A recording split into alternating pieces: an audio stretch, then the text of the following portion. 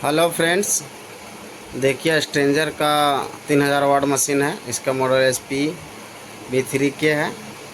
इसमें प्रॉब्लम एक चैनल में आ गया था, ये बत्ती सब पूरा जल गया था डायरेक्ट। इसको हम देखिए, इसका पूरा बोर्ड खोल दिए हैं। इसमें प्रॉब्लम क्या है सब लोग को दिखाते हैं। कि सबसे फर्स्ट नंबर में कि इसका जो फ्यूज है वो फ्यूज कट गया है। और ये देख रहे हैं यहाँ पर ये वाला भी वायर कट गया है। इधर शॉर्टेज, इधर मॉसफेट में शॉर्टेज होने की वजह से ये सब कट गया है।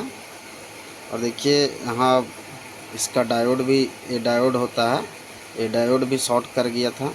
ये सभी को फिट करके जो जो जल गया है, जहाँ से ये वायर कट गया है, फ्यूज कट गया है, ये सब लगा के और आप लोग को दिखाते हैं कि ये चालू हुआ, स्टार्ट हुआ या नहीं हुआ। क्योंकि इसमें फ्यूज कट गया है कहीं शॉर्टेज की वजह से, स्पीकर का तार कहीं सट गया, क्योंकि स्पीकर का आउटपुट जो रहता है वो फ्यूज रहता है। ये यहाँ से स्पीकर का आउटपुट फ्यूज है, वो रहता है यहाँ से, इसी फ्यूज से स्पीकर में जाता है। देखिए यहाँ भी कटा हुआ है। इसको चलिए इसको बना के आप लोग को दिखाते हैं कि प्रॉब्लम सॉल्व हुआ या नहीं हुआ।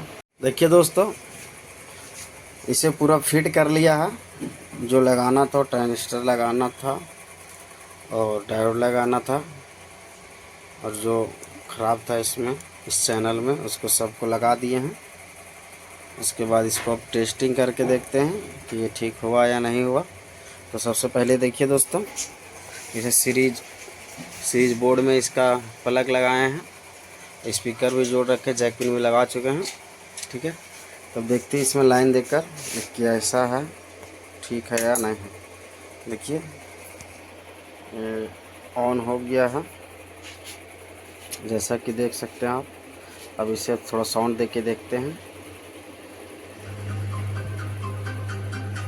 साउंड आ चुका है, देखिए। और सीरीज से हटाते हैं। सीरीज से हटाने के बाद इसको साउंड दे के देखते हैं। देखिए लाइट ब्लिंक कर रहा।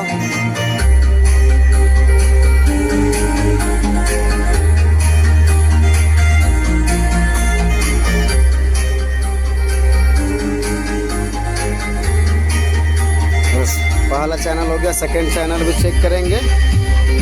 चलिए दोस्तों, अब दूसरा चैनल चेक करते हैं कि ये क्या ठीक है कि नहीं है। देखिए ये दूसरा चैनल भी ओके है।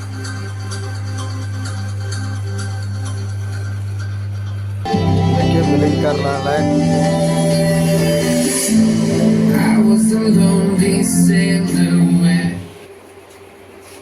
ये देखिए स्पीकर ठीक है। ये जो एम्पलीफायर है वो ओके हो गया है। इसको फिट कर देते हैं। अब किसी तरह कोई दिक्कत नहीं है।